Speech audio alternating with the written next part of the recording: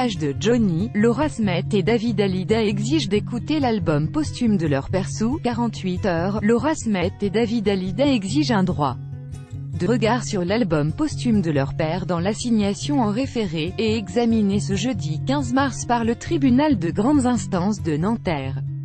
Selon l'AFP, il donne un délai de 48 heures à Laetitia Hallyday pour voir leur souhait être exaucé. Voir cet article en vidéo. David Hallyday et Laura Smet veulent écouter l'album posthume de leur père Johnny au plus vite. Comme le révèle l'AFP ce mercredi 14 mars, les deux premiers enfants du chanteur réclament un droit de regard sur cet opus, dans un délai de 48 heures comme l'exige leur assignation en référé adressée à la justice. Elle sera examinée ce jeudi 15 mars par le tribunal de grandes instances de Nanterre.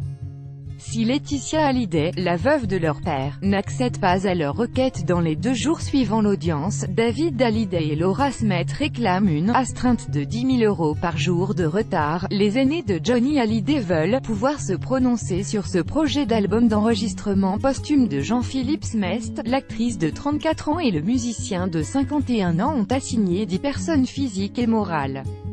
Laetitia Hallyday et les 2 filles adoptives de Johnny, Jade et Joy, sont visées ainsi que la société SLJ, la SCI détenant la villa de Marne-la-Coquette, la SACEM, la société civile pour l'administration des droits des artistes et musiciens-interprètes, Adami, Warner Music France, Warner Chappell Music France, Décibel Productions et la société de perception et de distribution des droits des artistes-interprètes. Une autre demande sur les biens immobiliers. Lors de cette audience au TGI de Nanterre, les juges devront se prononcer sur la notion de droit moral. Contacté par Closer, maître Emmanuel Pierrat, avocat au barreau de Paris, souligne que cette notion existe dans une majorité de pays mais pas aux États-Unis. 2 solutions apparaissent dans le dossier Johnny, qui n'en a pas fait référence dans son dernier testament: soit il est divisé entre Jade, Joy, Laetitia, David et Laura, soit il en a déjà fait état dans un testament antérieur. Et il faudra alors s'y référer. Dans le premier cas, le droit moral permettra légalement à Laura et David d'écouter les chansons de l'album posthume afin de s'opposer, si besoin, à une chanson qui porte atteinte à leur père. Laetitia Hallyday va donc devoir les communiquer ou, si elle refuse, le juge pourra le lui ordonner, explique Emmanuel Pierrat à Closer. Dans le deuxième cas, si Johnny a cédé le droit moral à son épouse dans un précédent testament rédigé en France, ses 2 enfants perdront tous droit d'écoute sur l'album.